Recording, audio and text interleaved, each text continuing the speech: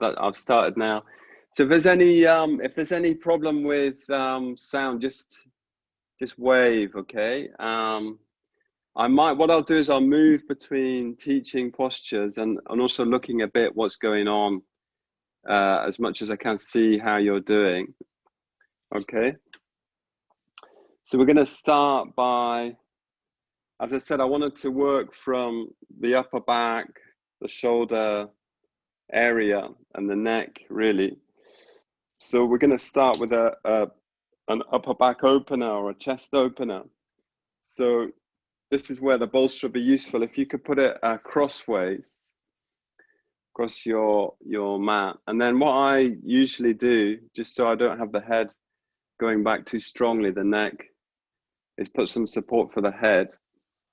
And then we bring the bolster into about the tips of the shoulder blades. That's great. Yeah, I can see Una really well. I can see Kashantika. Okay. And then you basically lie back and you can bring the head up even higher. You know, the idea would be not to have a lot of strain in the neck. And you can adjust the head height. And then what I suggest you do is also bring the soles of the feet together. So we do a little bit of work on the pelvis. This is a good opening pose. And then we let the arms come down to the side above the bolster. Okay. And we're going to come in. So I'm going to do mainly a yin practice this morning, but there will be some strengthening stuff mixed in, particularly more towards the end. And what I'd like to do is bring us back to these 5 areas of awareness as the main focus for our awareness practice. Also, it'll give me, in a way, something to share and focus your attention onto. Well, obviously, each one of us is practicing in their own body, so this is really important. So I'm going to be guiding, but try to follow your own intuition in terms of what's happening, rather than focusing too much on what I'm saying. So my words are more like a guide. As always, we're trying to take responsibility for what's happening in our own body during the practice. So do feel free to come out of a pose before I say so, and feel free to adjust your postures. Okay, so we're just setting ourselves up now for Supta Baddha Konasana. I suggest you close the eyes once you've got everything set up as you wish. Okay. And I'm going to lead in with these 5 aspects of awareness. I'll just go through those sequentially, and I'd like you to, first of all, just ask yourself where you feel the pose most predominantly. So where does the pose predominate? Where do you feel it most evidently? Okay, so I chose this pose as a upper back extension, chest opener, but you may feel this more in the pelvis, in the inner legs. This depends on your body this morning.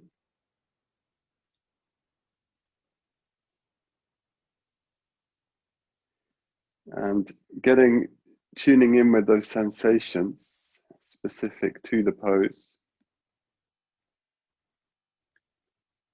Getting a sense of what they are like.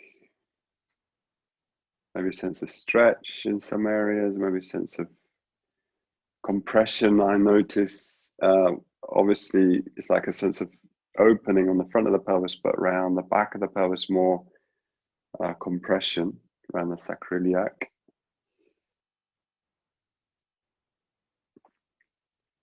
Noticing what's happening in the upper back, chest, the shoulders, the neck.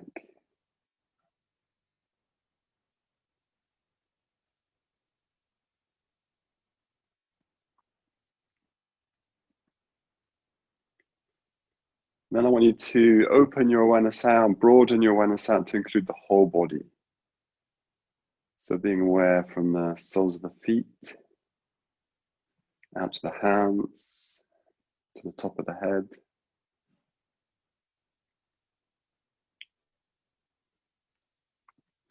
Being aware of your position in space,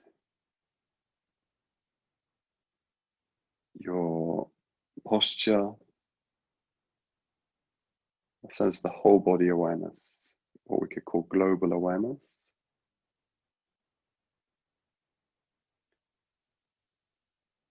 Within this awareness of the body, getting a sense of how you are this morning, the energy in the body, whether it feels awake or stagnated, blocked, whether it feels vital, fresh, getting a sense of your energy, physical energy this morning.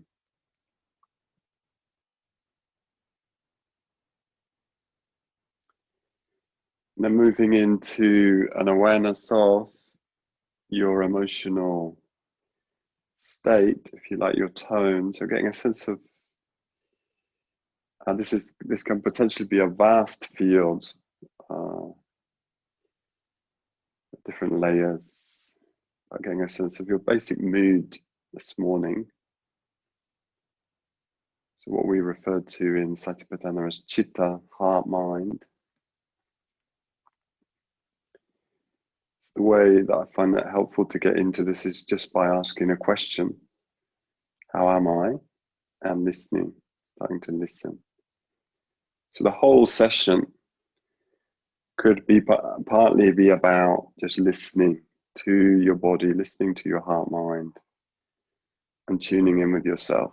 So you could see this is an extended hour and a half meditation through a posture practice in terms of becoming more intimate with yourself. Even though we're in this shared internet space, we're practicing, as it were, within our own heart, mind, body.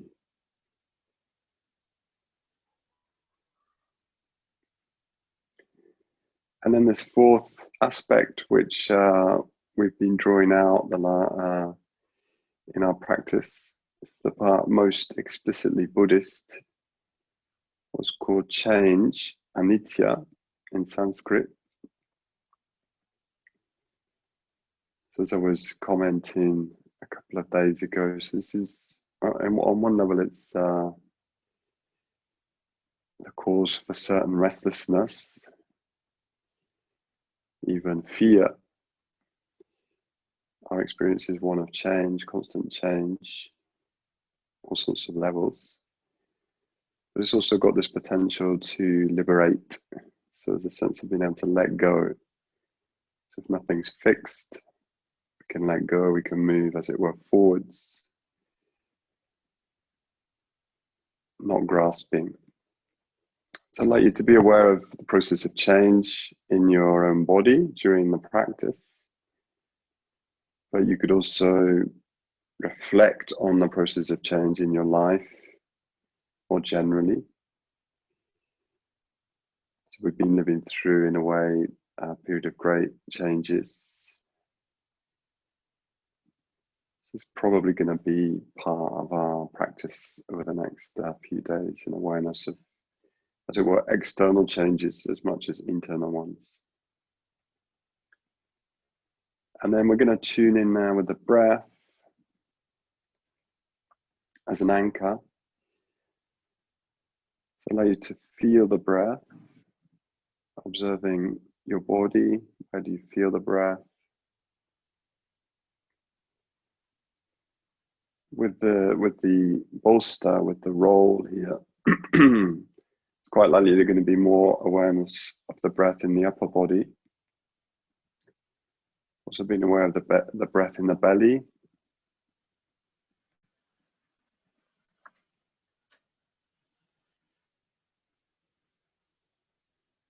We should take 3 more breaths here.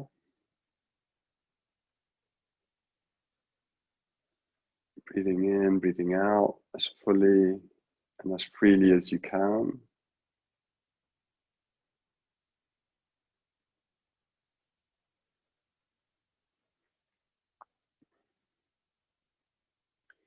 So I'd really like you not to sit up now. So what we're going to do is bring the soles of the feet onto the floor one by one.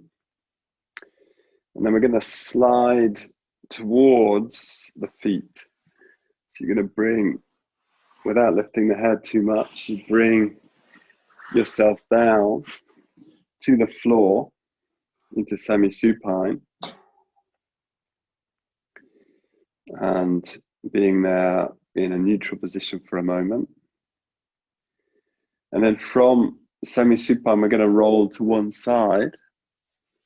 And we're going to carry on using the bolster. So I slightly dreaded having to try and explain this. If it's like a lateral version of what we've just done. I know for myself, I need a little bit more height with this particular bolster. So I'm going to lift the bolster a bit higher.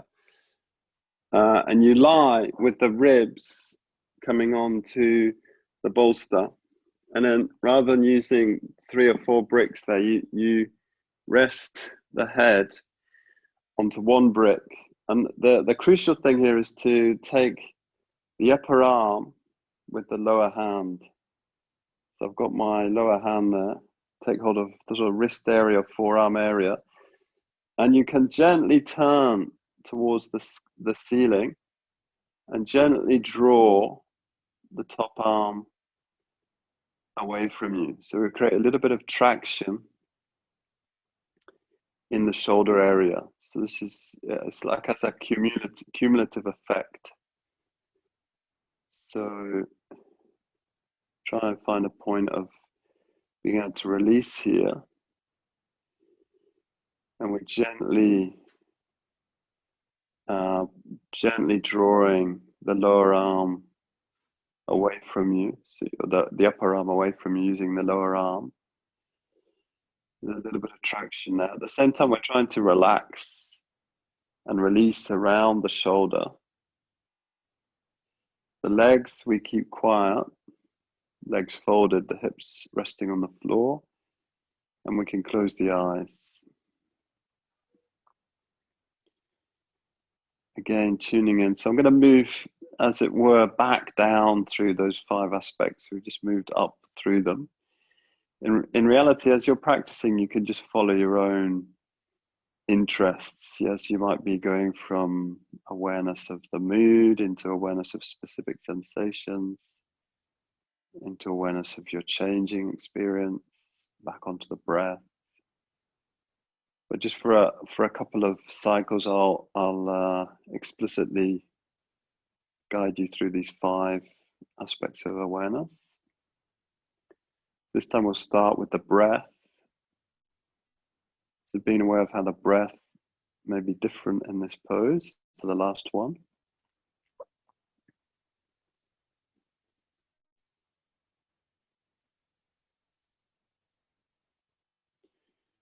And then moving into awareness of your changing experience. Noticing a part of that changing experience is noticing how this pose affects you, different to the last pose.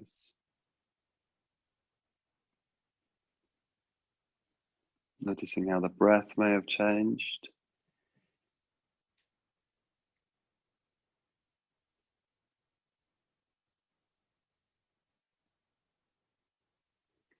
And checking that we can really let go, finding a way of setting the pose up in a way that you can let go in the pose. It's like a minimal efforting in this kind of pose. And then again, tuning in with your mood. Getting a sense of the mood this morning.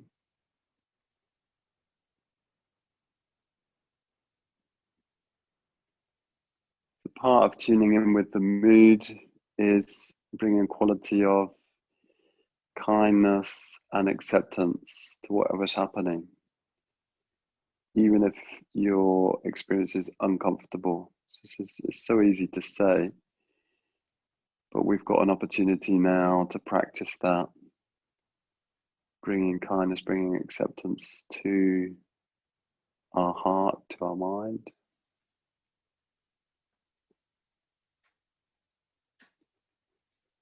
At least during the practice, we can attempt to practice this quality of kindly accepting. And then moving into an awareness of the whole body, which is a slightly peculiar shape, like a lateral extension. And then just for a few moments, getting a sense of how this pose is specifically working your body. So where do you notice this? Do you notice it in the neck area, side of the waist, even in the hips?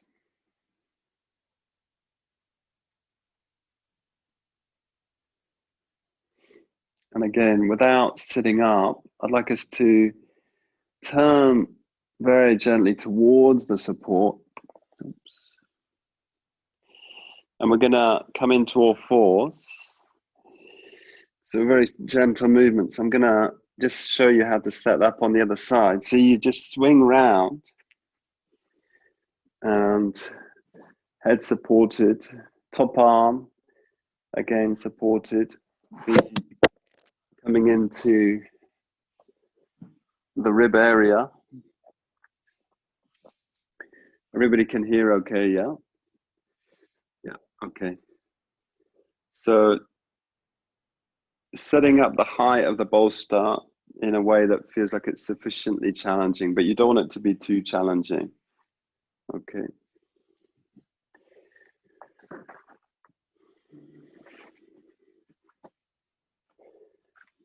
We can introduce a little bit of turning towards the ceiling here.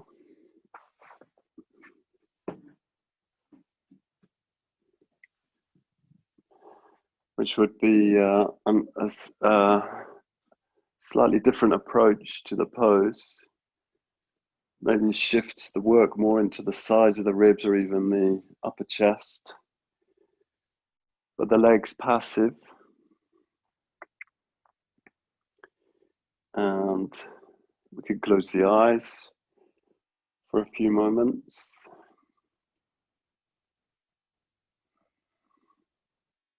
Tuning in with the breath. Remembering to just gently create a little bit of traction in the top shoulder. So the lower hand can gently push the upper forearm or wrist away. Probably better to get hold of the actual forearm rather than the wrist, so we don't create any tension in the wrist. So we're creating a little space around the shoulder joint, top shoulder joint.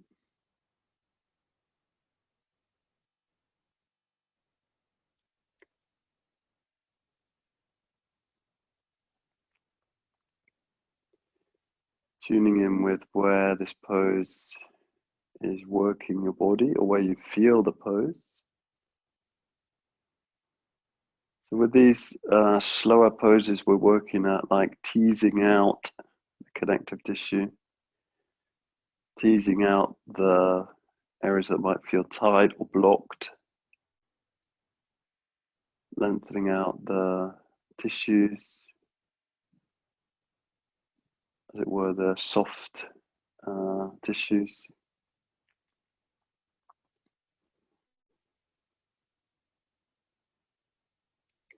We're also cultivating the quality of letting go. This is a very important aspect of this approach to yoga.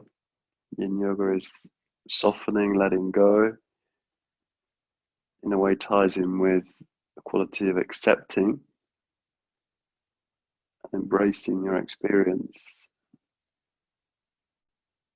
As we come into relative stillness in each pose. So it's not, we're trying to let go, as it were, of striving in this sort of yoga. So there will be opportunity to do some striving today's session, but we're gonna, with these poses, a sense of releasing, let it go, opening.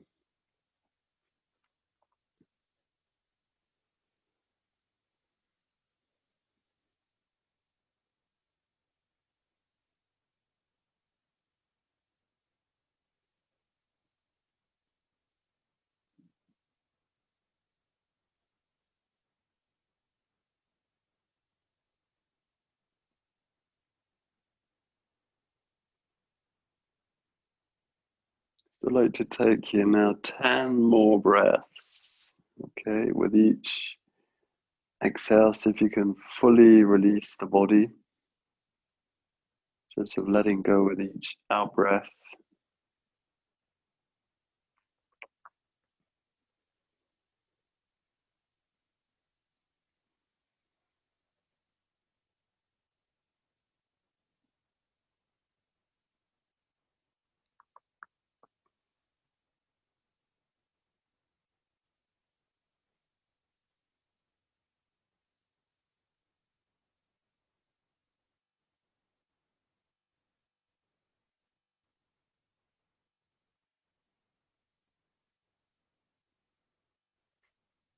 Noticing how the sensations shift or how they might build up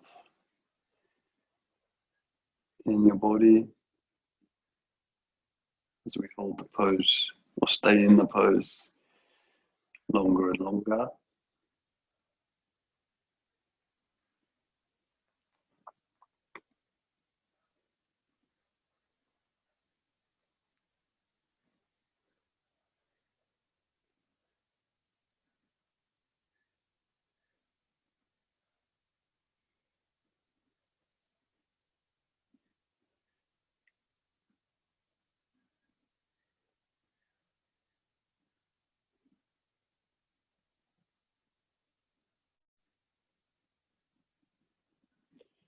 And then again from here, so moving very slowly to come out, we're going to turn towards the floor and come into all fours. Okay. I'd like you to just to sit back onto your heels for a moment and draw together a bit more material if you can. The idea now, we're going to move into a shoulder hang.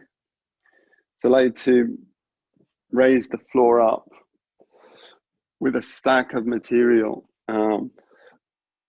Probably in some ways higher the better. I can imagine higher the better. It'll give you a bit more room to move. And then we're going to bring the elbows onto the support, okay? And then from there, so I keep the hands up.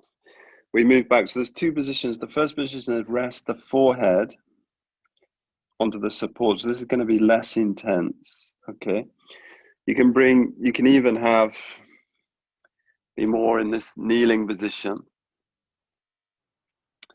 Or if you want to bring more weight into the shoulders, you come up onto the knees and walk the knees back. So you're like coming into the position from all fours rather than kneeling. Okay, so there's different levels here. So we'll try a more gentle version. So either from all fours with the forehead resting, or in the kneeling position and resting, which is going to have more weight going back towards your pelvis. Okay, hopefully that's clear, the difference there. So we're just gently moving into this extension of the shoulder area.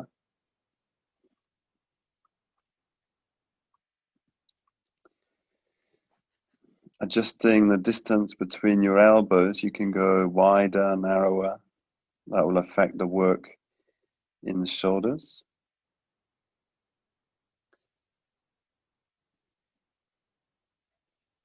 The forehead is supported at this stage, so we're not letting the head hang through yet. Forehead is supported, so feeling the points of contact with the support on the side of the upper arm, forehead, shins, contact with the floor, and surrendering your body weight to the support, to the floor.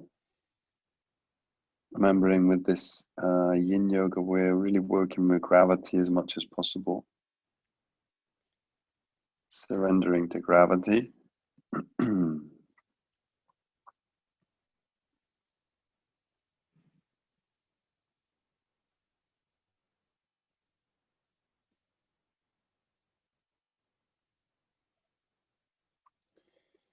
I'd like to intensify this, so if you can stay where you are, just for a minute or so, move your knees back. So you come into a slightly more intense loading on the upper body and the elbows. So we can draw the belly in slightly. If we feel like we're collapsing the lumbar spine, you draw the belly back, or rather up towards the ceiling, so you roll the pelvis back.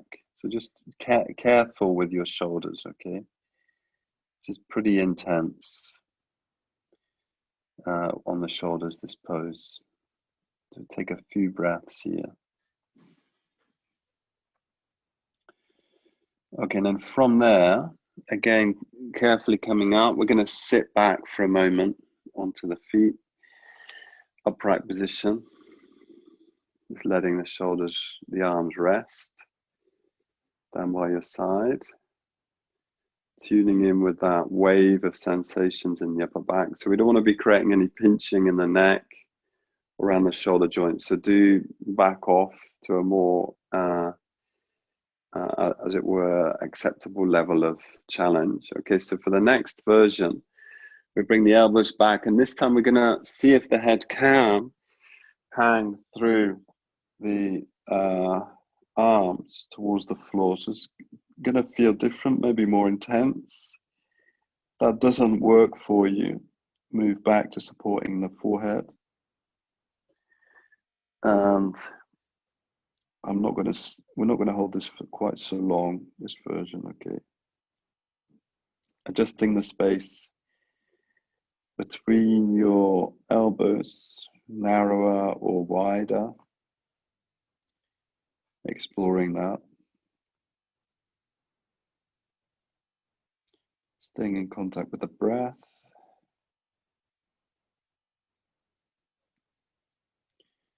Being attentive to the sensations around the shoulders. We don't want any pinching to happen or loss of sensation. That's going too far. Okay, so tuning in to what's happening very attentively around the shoulders, neck, upper arms.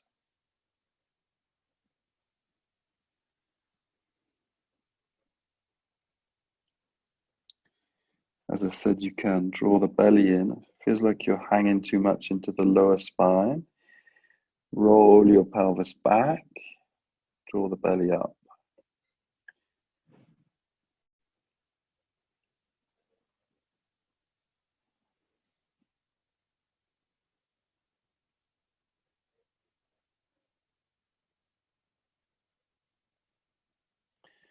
Okay, and then from there, very carefully lifting head up, walking the knees forwards. Again, coming into a sitting, rest your arms down by your side, maybe onto your lap or down by your side, closing the eyes. Tuning in with that experience. It's intense pose. Sense of what you've just done there in the upper back, shoulders. Breathing.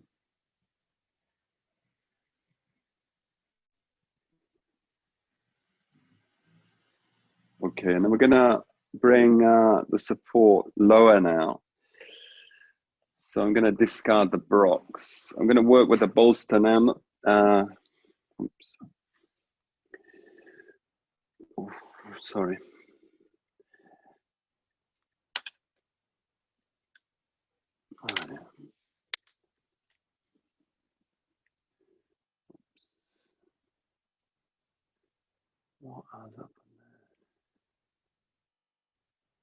Okay, sorry, incoming call. Okay, I'm not sure how to switch that off. I think I'll just put my phone into airport mode. Air. Don't want that happening. Okay, so we're going to do the Sphinx pose. Personally, I like to have a little bit more height underneath the forearms. So we move back. So we are lifting a little bit here. Now, if that's too high for you, you can come into, well, you can come onto the floor, right? The simple Sphinx would be this. Okay, but personally, I like a little bit more lift. So the bolster's been really good for this. Again, you adjust the distance between the forearms. I'm bringing my palms together. The feet, you can also separate more or less. And the idea is to just gently lift the sternum. So we're going to make this slightly active. It's a pose that I've been really including over these last few months. It's a classic pose, really, based on Cobra, Bhujangasana. So it's stimulating for the spine as a whole because we're coming into a back bend. Helps to, and it will stimulate the lower back, sacral area as well in terms of back bending, extension. But we're going to emphasize here lifting the chest and gently, there's a sense of broadening, but very subtly from the sternum out towards the collarbones, with the gaze going towards the horizon. So it should feel fairly focused on the upper body, the pose, even though we are working the lower part of the spine as well. Okay. So once we set it up, we can, even though we're looking towards the horizon, we can close the eyes to help us center. Tuning in with these sensations, wherever they are, specific sensations in this pose. Where do you notice? So it's going to vary with each of us, each with their own body, their own sort of body history.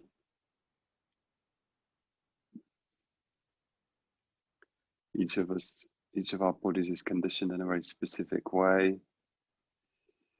So it's going to respond differently, even though the general gist of the pose is a back bend, chest opener.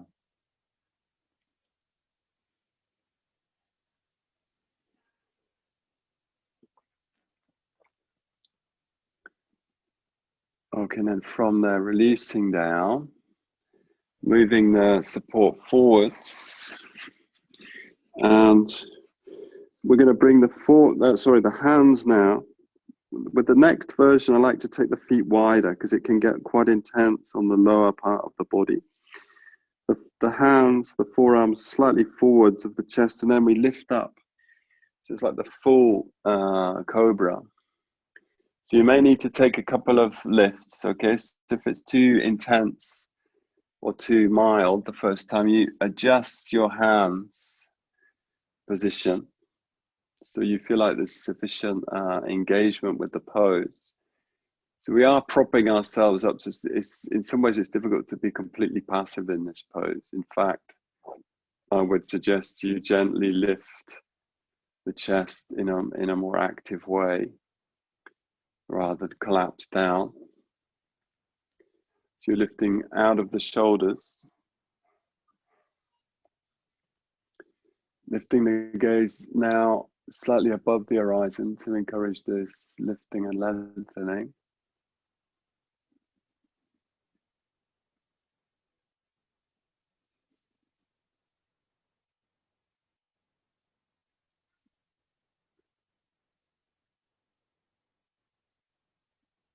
Where does this pose, the sensations predominate? Where do the sensations predominate? Is it different or similar to the last pose?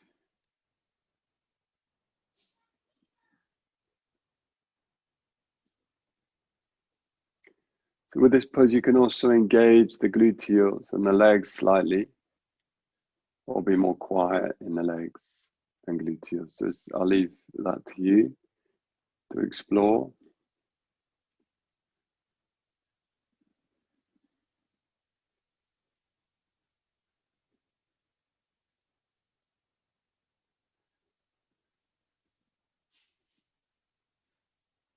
And from there, coming down. So we're not going to do a really, really long hold there.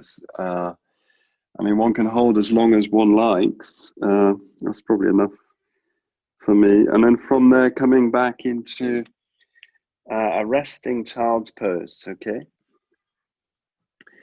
So with the child's pose, you can rest the forehead onto the floor, onto the hands. You can rest the arms forwards, or you can rest the arms back. So I'll let you decide where you take the child's pose. Having a sense of those last two cobra poses. Releasing the spine, connecting with the breath.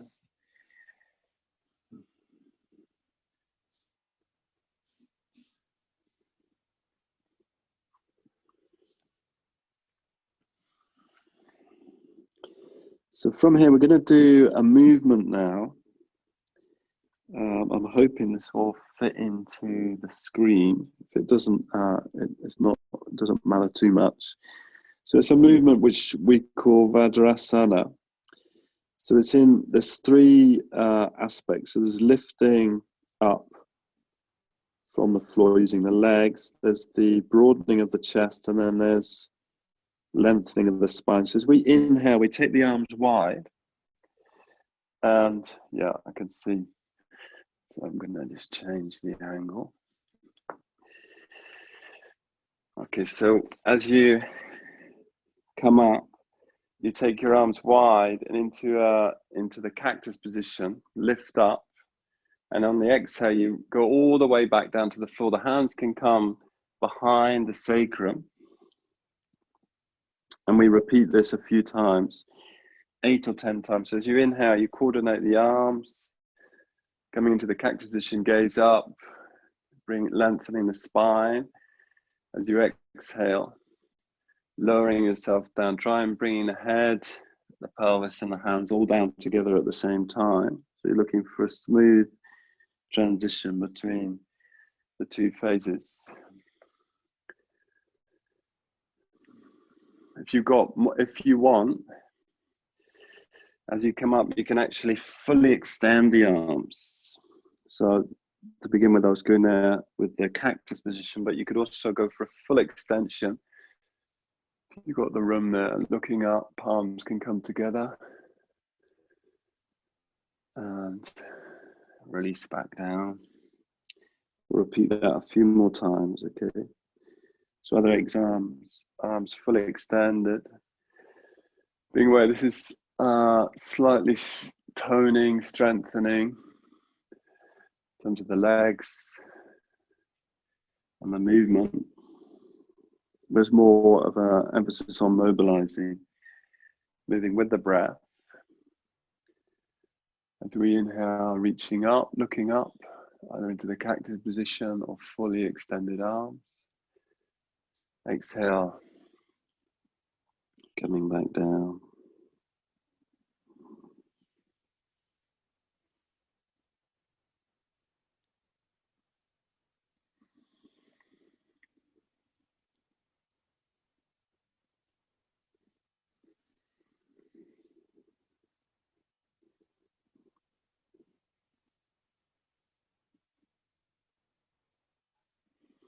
Last time, coming into resting into child's pose. Release your arms down to the sides or forwards, letting your body rest there.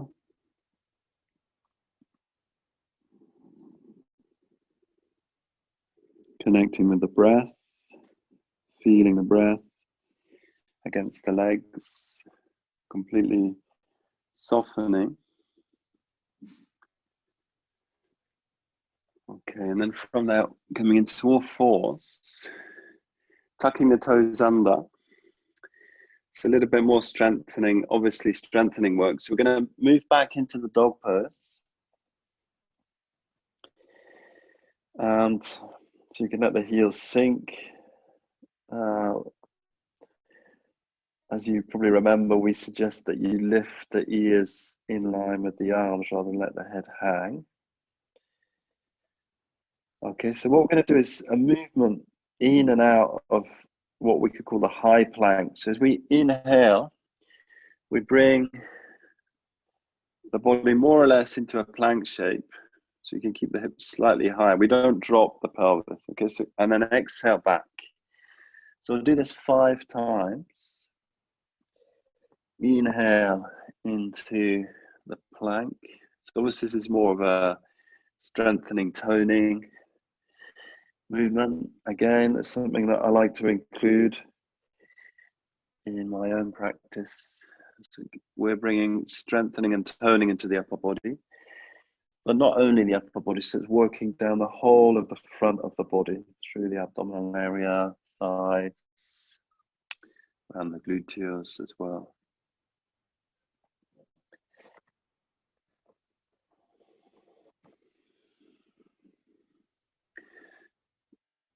The next, on the 5th plank, we're going to hold the plank shape for 5 breaths. So it's probably going to be a shorter breath. Try and keep the legs straight. Gaze slightly forwards. Arms straight. Feeling the heat. Sensations maybe shaking even. Some sense of tension in the body. Dropping down to the knees and then resting back into child's pose. Releasing the head down, releasing the arms.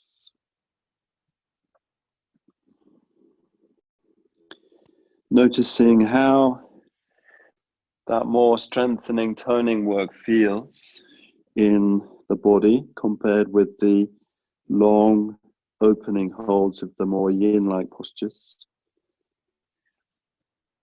I'd just like us to move through that sequence of 5 planks again. So inhale coming into all fours, exhale coming up into dog pose. And then on your own breath, 5 dynamic planks are coming in and returning to dog pose. And then on the 5th, we're going to sustain. Working at your own rhythm, okay? So we know where we're going. So one thing we want to guard against is dropping the pelvis too low. If that's going to happen, we'll keep the pelvis a bit higher, so you don't come into the full straight plank. Coming into the plank shape, and then we hold there. So it's like we're really resisting gravity here. We're pushing up from the floor, as it were, locking the arms in,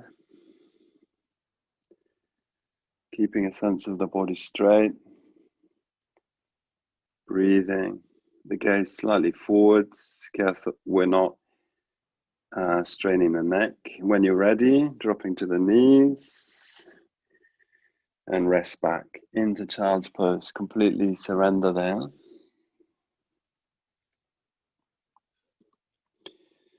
Softening, letting go.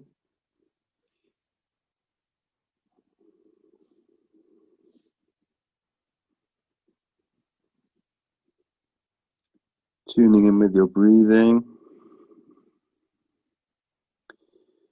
So we're going to move now into 2 yin style poses, which are I'm going to call quarter dog 1, quarter dog 2. So come into all fours. Just adjust the camera there. So this is a little, if I think you'll be familiar with this one. So we bring the forearm across your space, and then you allow the pelvis to drop back, and you look towards the folded arm.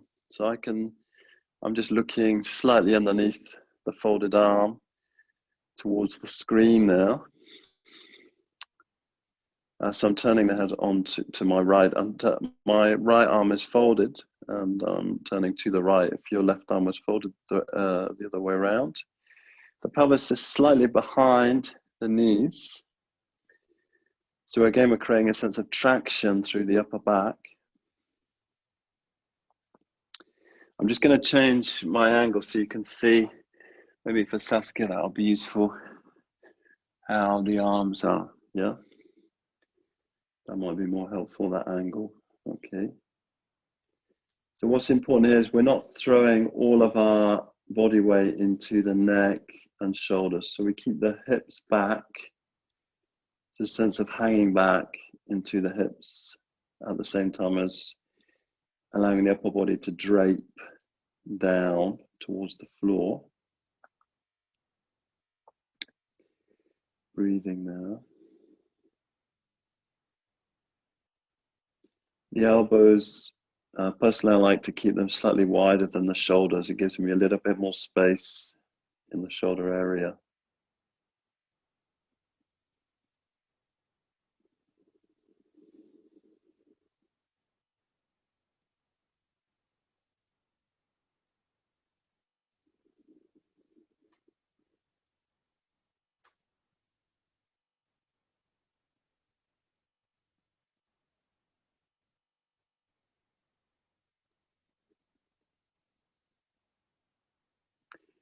Okay, then from here, I'm going to come up very slowly. So coming out of that long hold into all fours.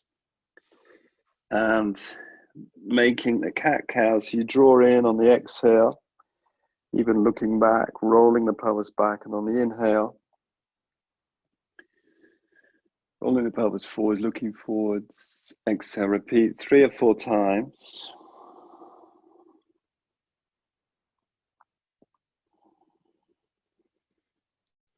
And then coming into the first quarter dog on the opposite side. So I'm just going to change my angle. So I'm now folding my left arm. My right arm is forwards. I'm looking underneath my left arm out to the side, the hips. I move back so you can deliberately shift the pelvis back, the elbows back. So you're not having too much weight going into the neck and the upper back, which is where we're working in this pose. Okay.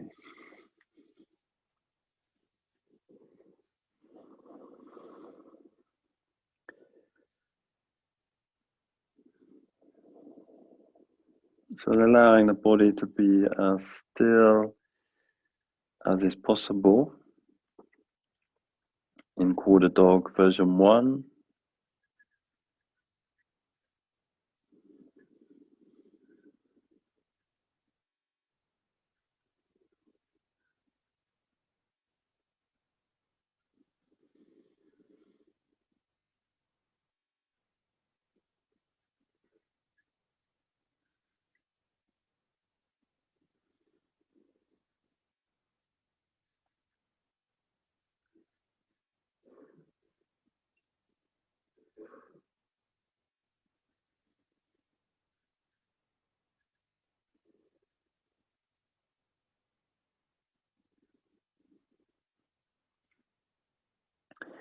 From there, coming into once again into all fours, taking the cat-cow a couple of times.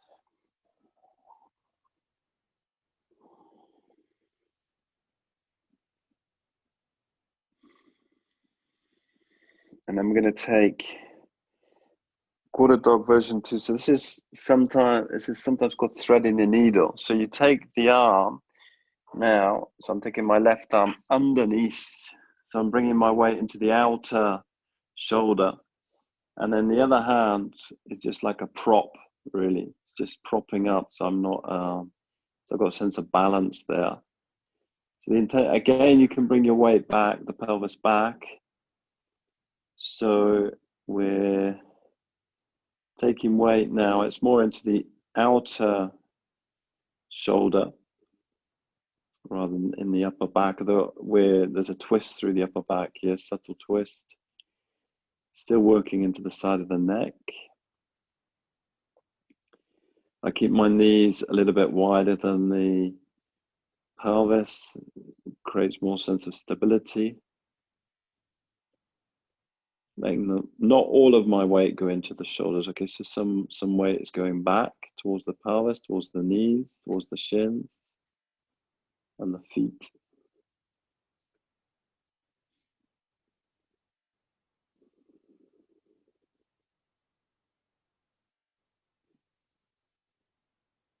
So we're bringing weight into the outer shoulder,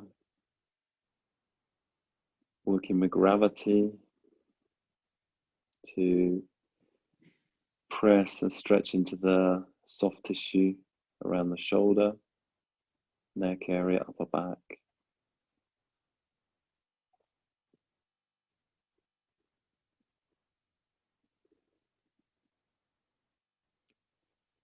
Closing the eyes for a few moments, really tuning in to what this pose is offering. What specifically, where do you feel this in your body?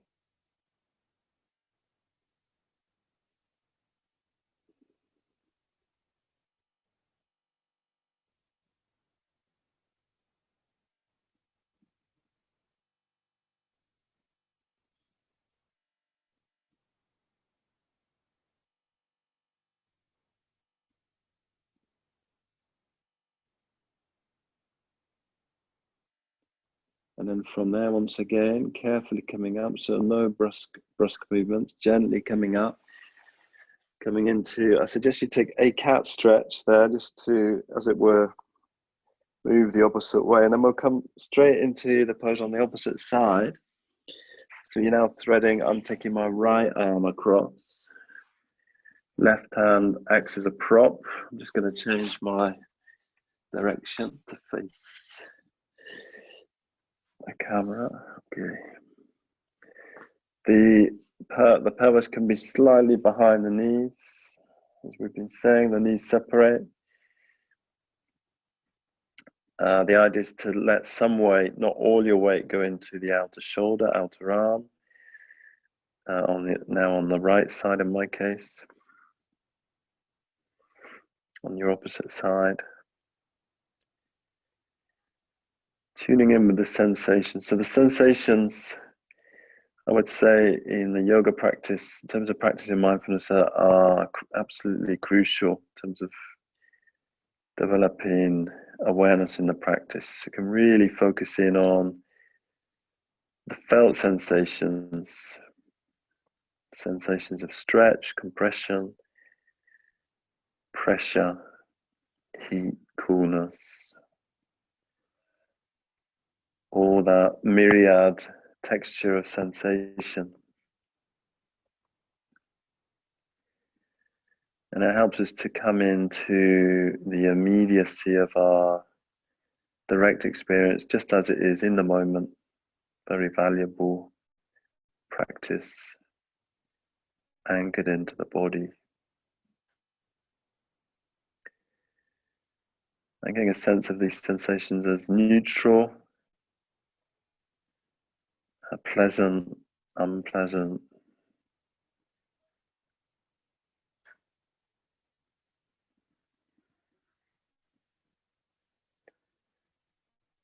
One hopes in a way that a yoga practice helps to generate more pleasant sensations, keeping the practicing engaging. But it's inevitable we're going to come into contact with more uncomfortable sensations from time to time, becoming familiar with them.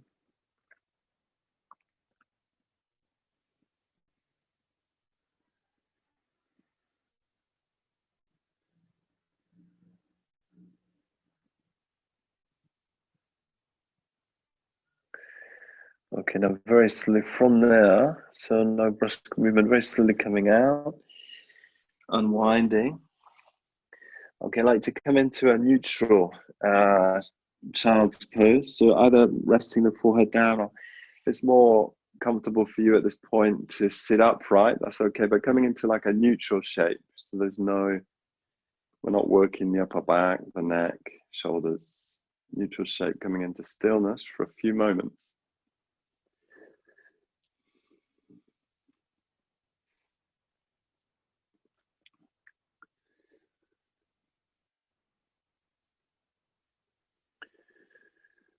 Okay, and then from there, sitting up, and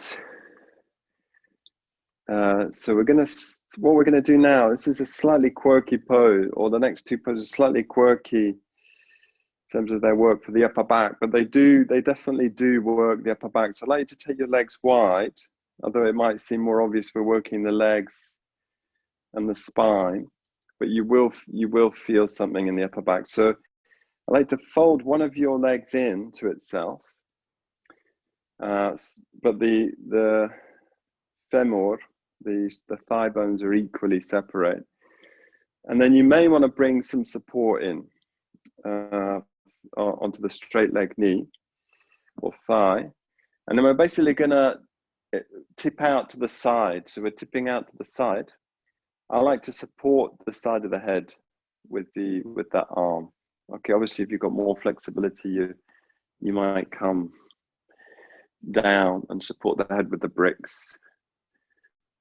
I'm not going to get there. So then with the upper arm, we can just rest the upper arm lightly, hand on the other side of the head. So you may be noticing this more in the lower body, the side of the body. But my experience with this pose, it does have an effect in the upper body as well. So we're slightly turning towards the ceiling. So in some ways, it's working a similar area that we did with the bolster, the lateral extensions we did at the beginning of the session.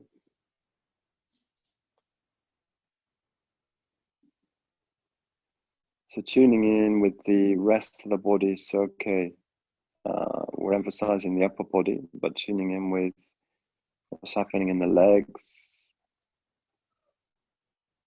Straight leg, getting stretched here, the inner legs. If it gets too tiring or too challenging with the top arm, you can quite simply rest that top arm on the opposite folded leg. Emphasize a sense of softening around the neck, the upper body, around the shoulders.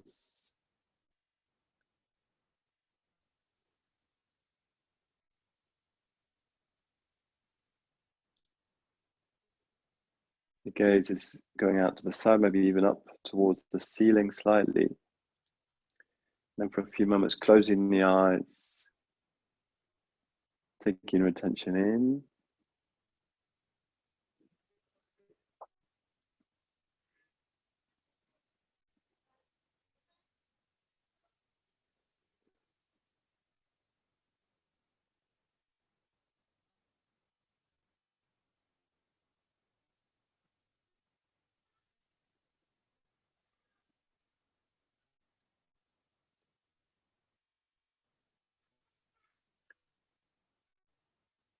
And then very slowly restacking up to the vertical and extending the folded leg, folding the opposite leg, moving your support across to the opposite side, remembering that the thigh bones more or less evenly separated, and you're tipping out to the opposite side now, supporting the head into the hand.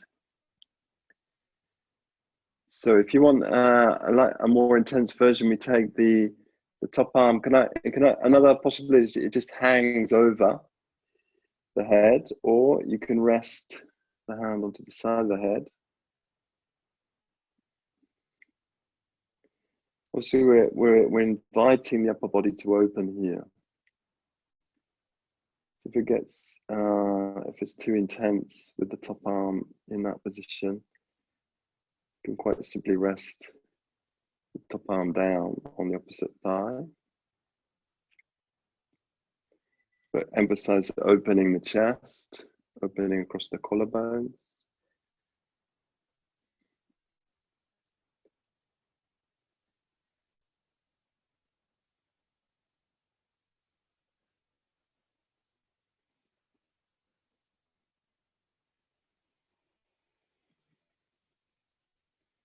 Again, closing the eyes, taking your attention into the pose, into your body,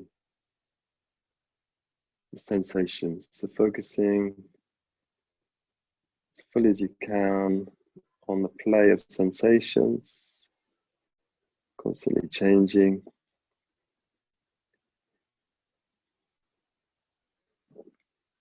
Checking in on the quality of the sensations, sense of stretch, pressure, heat, coolness, uncomfortable, pleasant, neutral.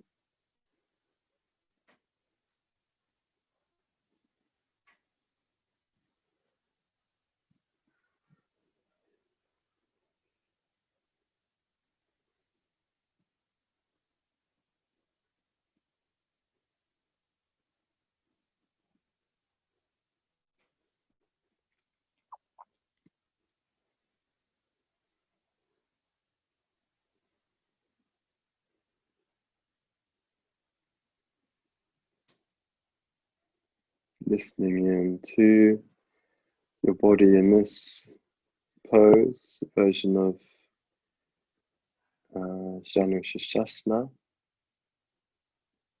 head to knee pose, lateral version.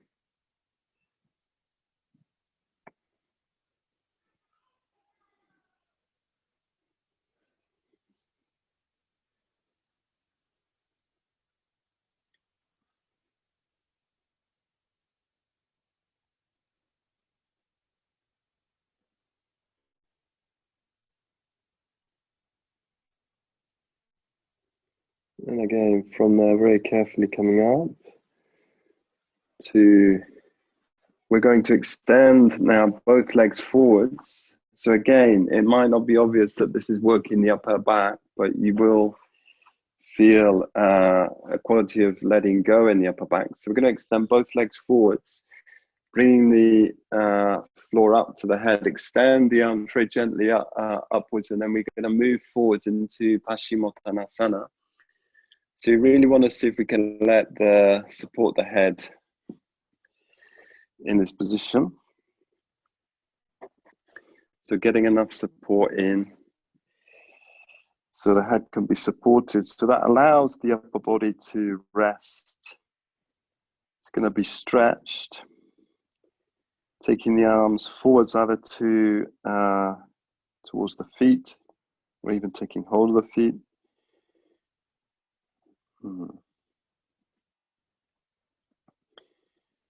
Allowing the arms to completely soften. Okay, so we're doing a flexion now of the spine. So you may be aware of the whole of the body here, more than just the upper body. So the legs are obviously, the backs of the legs are being worked, the lower back's being worked, the upper back and the arms. In some ways, it's a whole body pose.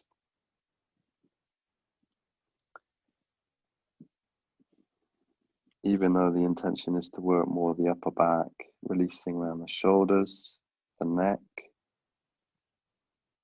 thoracic spine.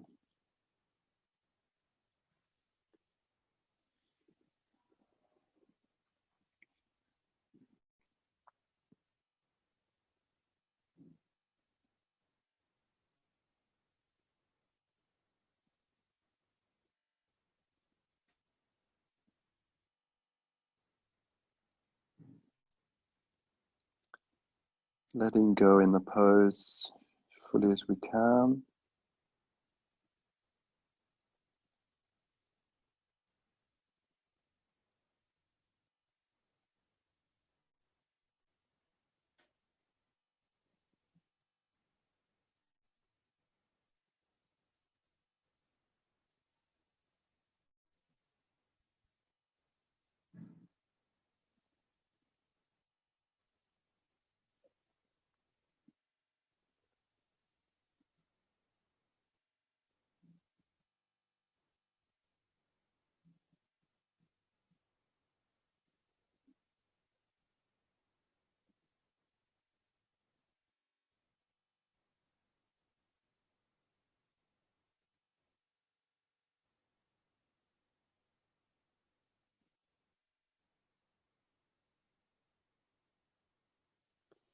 Each exhalation, a letting go.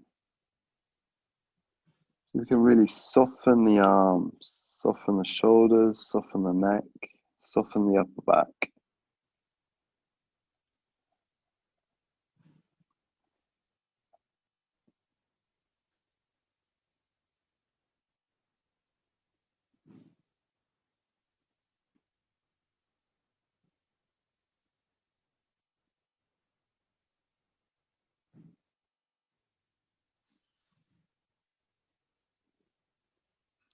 And then from there, very slowly restacking the spine.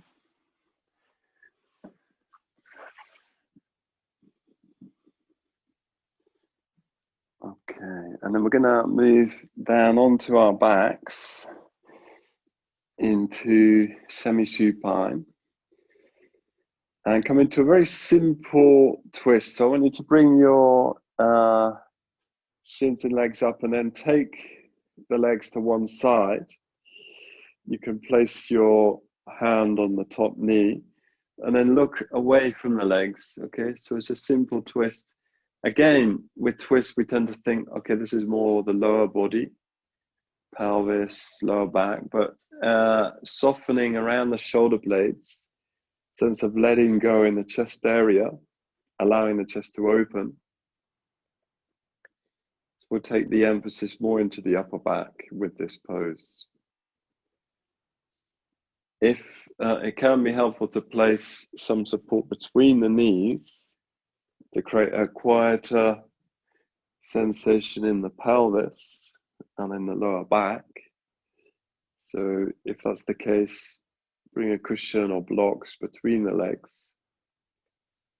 The main issue here is to have the shoulder blades, both shoulder blades down, the gaze drifting over to opposite to the legs.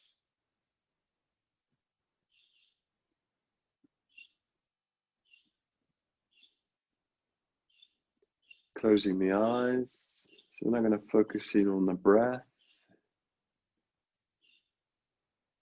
So being aware of 10 cycles of the breath here.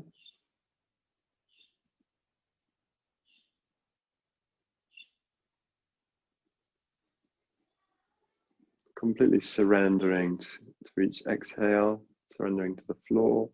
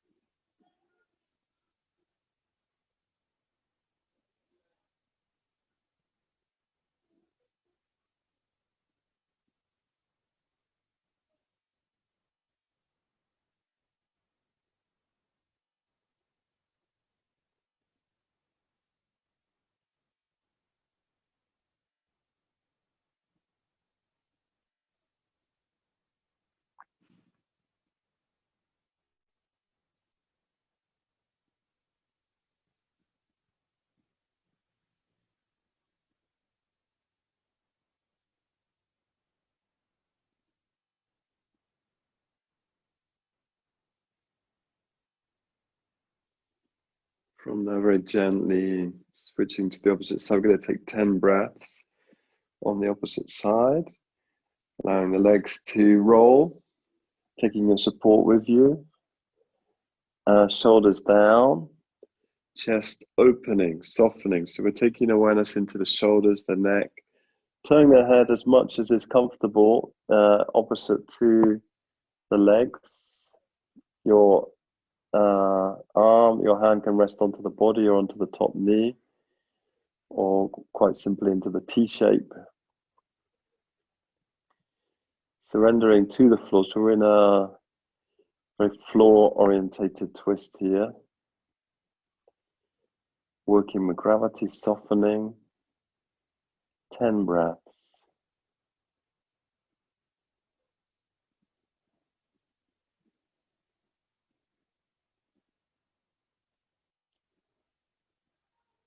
Inhaling, exhaling, fully releasing.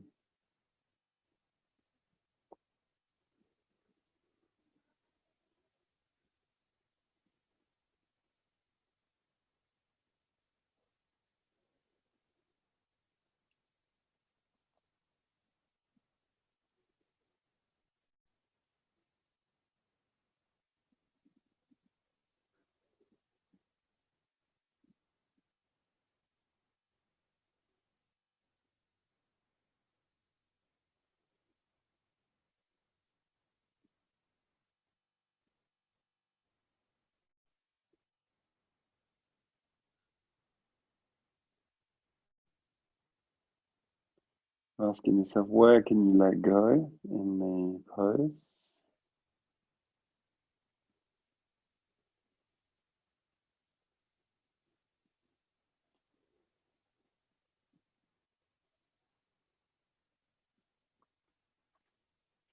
And then once again, gently rolling to center, taking your support out of the way, rolling onto one side. We're going to come round into all fours. And then from all fours, we're going to drop down onto the forearms. Okay, so we're going to do a little bit of strengthening work now towards the end of the sequence. So I just want to offer you 2 or 3 hand positions, okay? So with the forearms now, what I'm doing is bringing the forearms down, crossing the thumbs, the index fingers touching. So I'm allowing the elbows to come in. Okay, so that's one possibility. Another possibility is palms together, and then perhaps the simplest version is just palms down. But we'll try with the cross thumbs. Okay, so we'll do 3 times, sometimes called the dolphin. So the elbows, actually, I prefer to have a bit narrower now. It gives me a little bit more sense of stability in the shoulders. So we push back from the forearms, lift the hips, and we endeavor to lift the hips as high as possible. So you can have the knees bent, and that's okay. This is one version. If you want a more dynamic version, you take your feet a bit further back and you lower yourself down towards the floor. Probably just going to do this 2 or 3 times, and then lift up. This would be more like dolphin. So it's like a moving. So you come down and then push back up 3 times.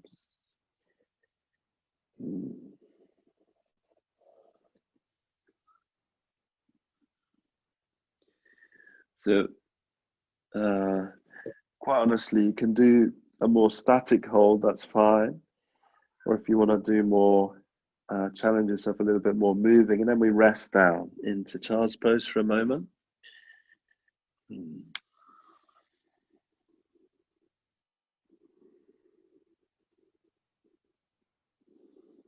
We're going to come into a second version now, the palms together. So still onto the forearms, but the palms together. See if that's how that feels on the shoulders. So again, pushing back. See if you can keep the outer wrists down. So as I said, you can come into a static hold there. Breathing for a few breaths, or if you want to do a little bit more challenge, lowering yourself down, not necessarily all the way to the plank shape. You can come part way down and then push back up. So you may need to adjust the length of the base. So you may need to move your feet back as you come down, and feet forwards as you come up to get a little bit more height. So again, it can be moving, can be static. The main thing here is to be pushing through the forearms, outer wrists, lifting back. When you're ready, you're coming into resting. Resting into child's pose.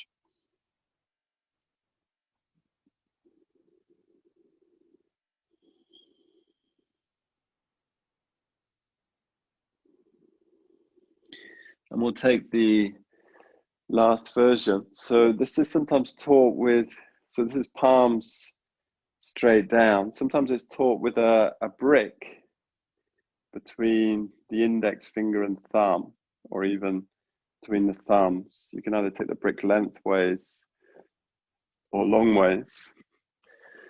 So we place the palms basically more or less in line with the shoulders, and again pushing up. So let's just take this as one static lift. Okay, so we lift up, the knees bend, lift, trying to get as much height as possible between the forearms and the sitting bones. Careful with your neck, having a sense of the neck releasing, the head resting down but not on the floor, so the head is free from the floor. Pushing through the forearms. Breathing there, getting as much height in the hips as possible. So bending the knees to help lift the pelvis. Pushing through the forearms. And then again, resting down. Resting the forehead down to the floor. Resting the arms.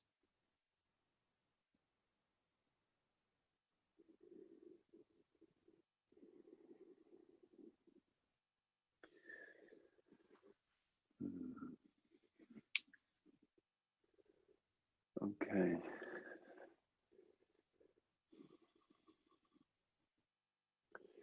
So I'd like us to, just to check, is it going to be all right to go over like 10 minutes?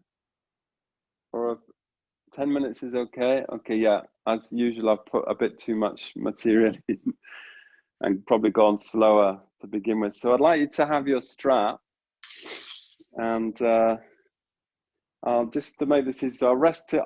This is my right shoulder. So I'm just going to rest it over the right shoulder.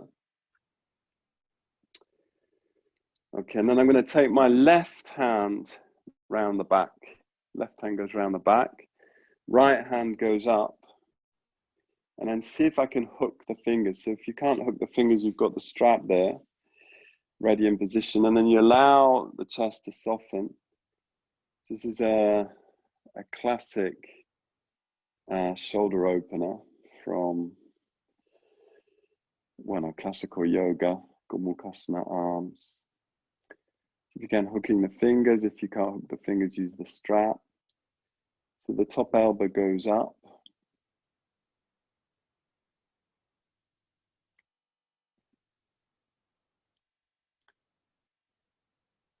Lengthening through the top arm. So in this case, my right arm, so I'm lengthening from the shoulder into the elbow.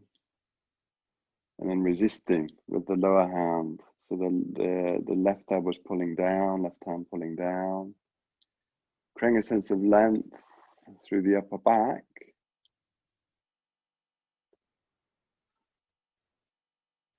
And then releasing. Okay, so we're gonna now take the right hand round the back, the belt across, extending up into your left hand. So we'll see if we can pull the left elbow up towards the ceiling, resisting with the right, noticing the difference between the two sides, where it's quite noticeable for me today, difference between the right and left side. This side feels more open, actually. Breathing now.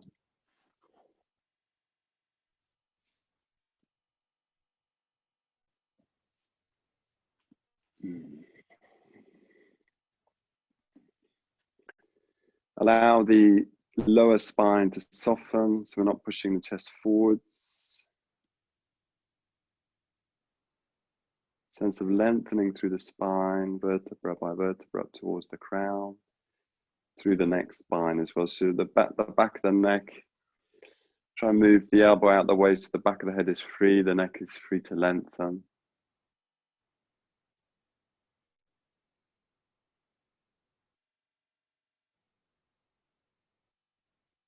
And releasing. Okay, so we're going to do one more dynamic movement here. So we need to come into all fours again. And so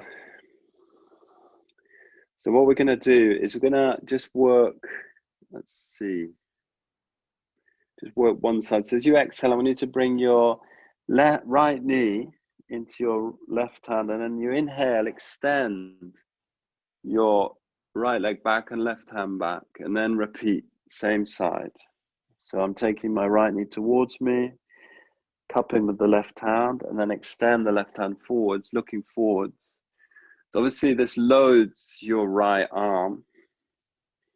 We'll do that 4 or 5 times. So I'm gathering myself up on the exhale. Inhale, I'm lengthening up, lifting away from the floor. Exhale, drawing in. Inhale. extending out, and then release down. Switch side, so all fours. Exhale, now drawing in the left knee, right hand, cupping. Inhale, extend, out, and repeat. This is more mobilizing, strengthening. Obviously, we're loading the left arm, and then we're creating tone through the body as we come into the tiger stretch. 4 or 5 cycles.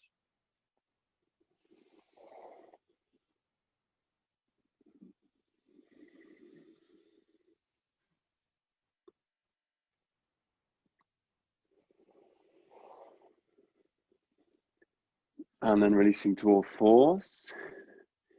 Setting yourself up into all fours, and then extend the left hand forwards, the right hand back, and we'll just hold statically for 4 or 5 breaths, lifting away from the floor. So no movement here, lifting as much as you can the back leg, lifting away, gaze forwards, left hand turning towards the center line, breathing now. Quite a demanding pose, even though it seems to be very simple, very basic. And then switch side, grounding the left palm.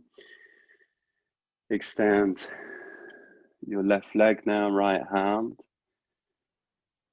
Lifting away from the floor. Taking the gaze slightly forwards and down.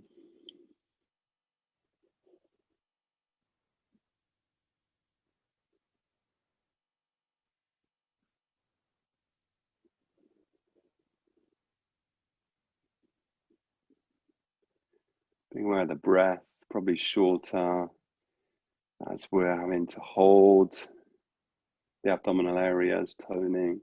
Okay, and releasing down, coming into child's pose for a few breaths, a couple of breaths there.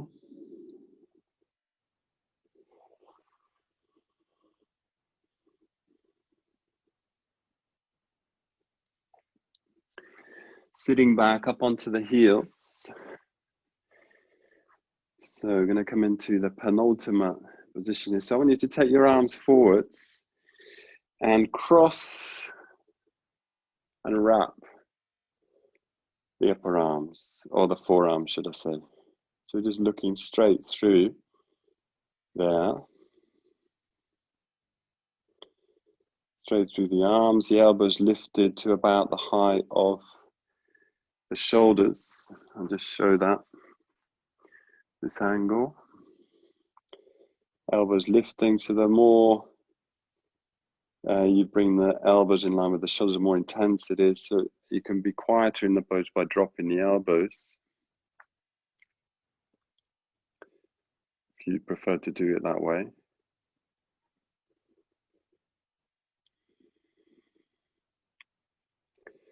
Releasing the arms down, just being aware which elbow was on top. Taking the arms forwards, recrossing the elbows. The more intense position is the elbows, the height of the shoulders. Quieter position is drop the elbows down towards the chest. Spine lengthening.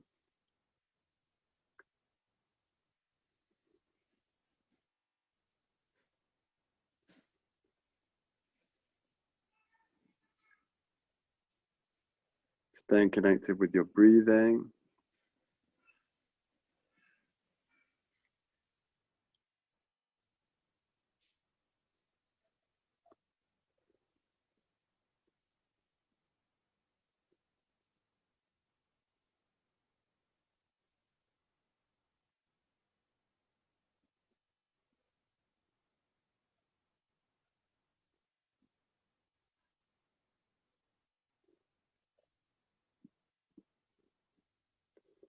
Releasing the arms down.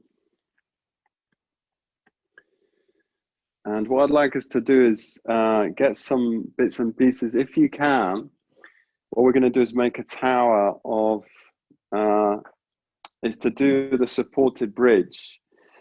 So I'll just tip the camera down. And so I've got 4 yoga bricks, because what I'd like us to do is as it were, the last pose is a supported bridge. Okay, so again, it's just to bring our awareness into the upper back and to the shoulders. It seemed to be appropriate. You could do a full shoulder stand.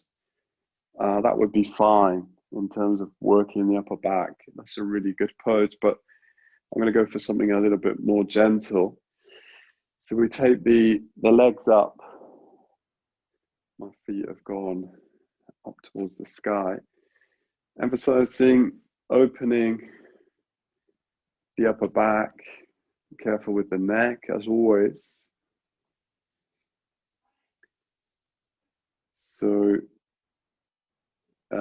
looking for a point of balance, the legs resting in the vertical. So what I've been doing in my own practice is over the summer is starting with this, and then I can show you, you can move into using the hands to support the pelvis, but this is definitely the most accessible inverted pose. The pelvis is completely supported. The weight really goes into the pelvis, less into the upper back. So keeping the neck soft, centered, head centered.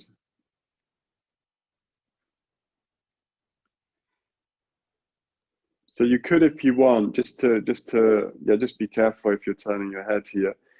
So you could bring your weight higher, and so I'm supporting my weight into my hands now.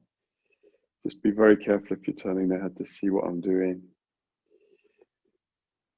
You're probably familiar with this pose. So it's like a half shoulder stand. So I'm not on the support now, I'm on my hands. So it takes the weight a little bit more into the upper back and shoulders. Okay. That's an option. Otherwise, you stay where you are. The pelvis rests on the bricks. So we'll take 10 more breaths here.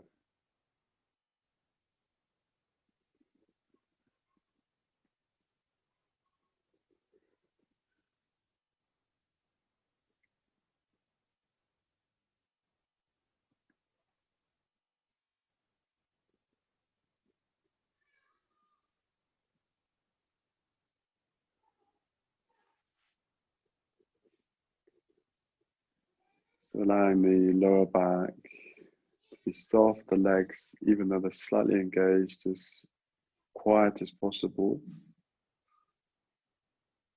Sense of broadness across the upper back and the chest, collarbones, neck releasing.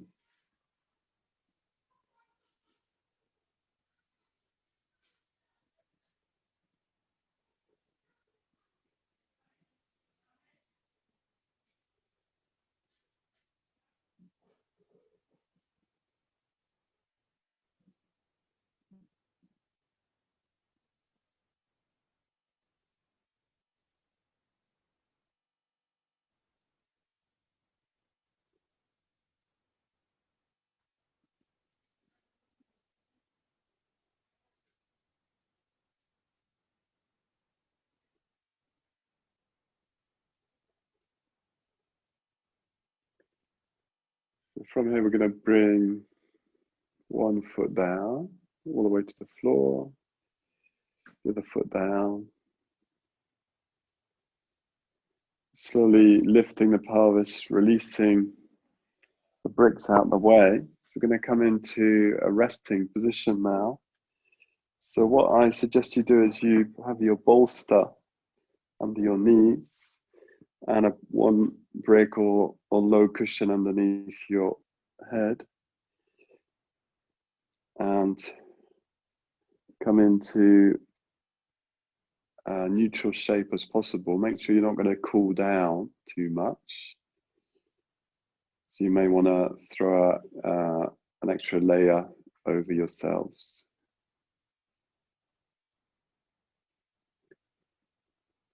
So I'm going to guide us just through a brief recap on these 5 aspects of awareness that we started with, which we're going to explore more this afternoon as a meditation practice in themselves.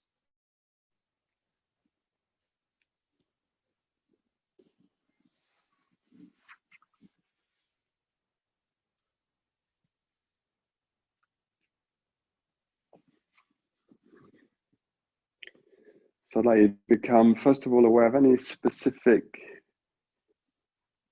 sensations in this pose. Okay, so this pose is not going to necessarily challenge the body in the way that the other poses do, but you may become more specifically aware of different sections of the body. Okay, so maybe show out any weak areas or injured areas or areas that we've particularly focused on. So first of all, anchoring your attention down into specific areas.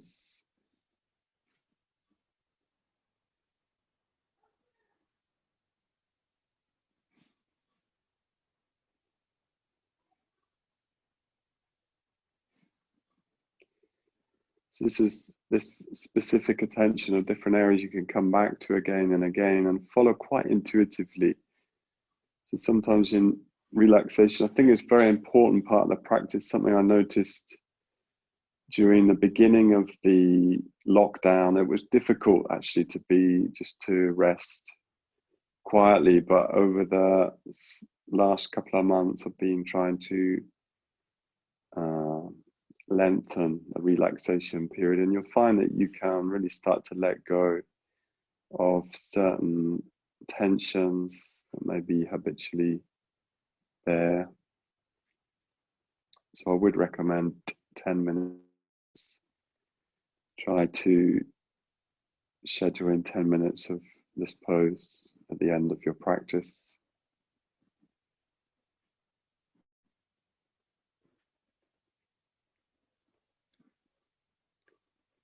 Exploring how you can let go of the joints,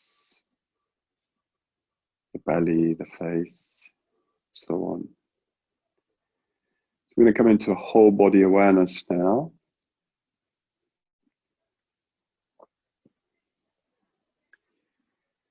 Taking into account the whole body from the tops of the feet. So it soles of the feet to the top of the head, down into the fingertips, whole body. And feeling the body resting on the floor.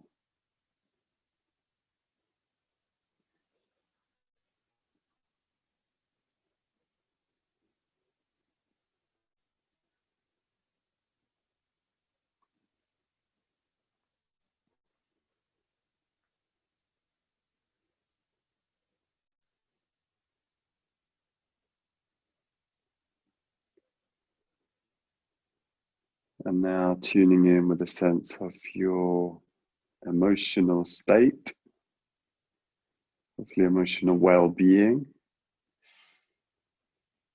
Noticing which particular emotions might be arising or patterns of thought.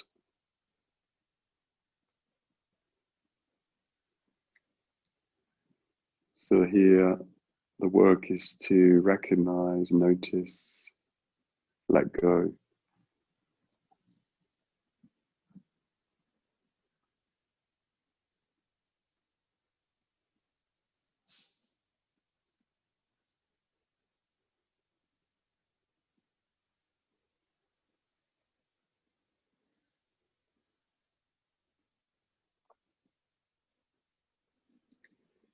And then being aware of your experience of one of change, constant flux. Noticing if your experience is different from the beginning of the session.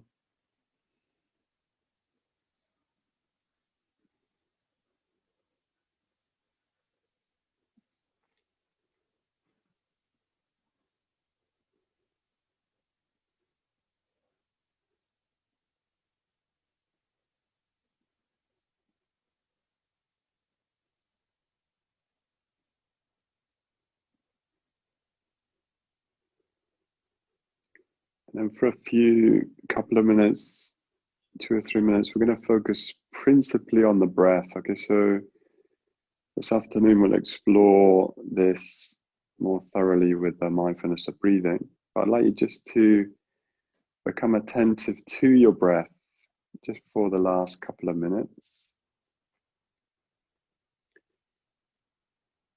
Being attentive to the flow of the breath, whatever it's doing, whether it's shallow, deep, slow, fast, almost not noticeable or more noticeable. Being aware of your breath.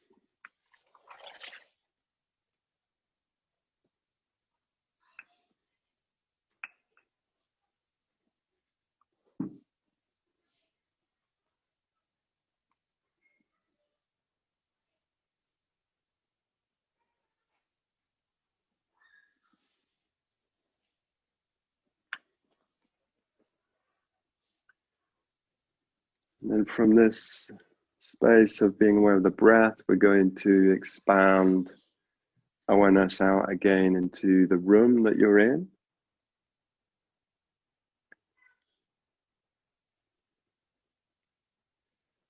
And then from the room that you're in, aware that you're in also this kind of internet space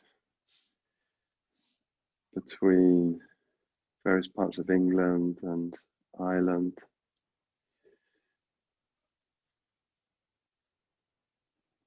Spain. Now I'd like you to start to move your fingertips when you're ready.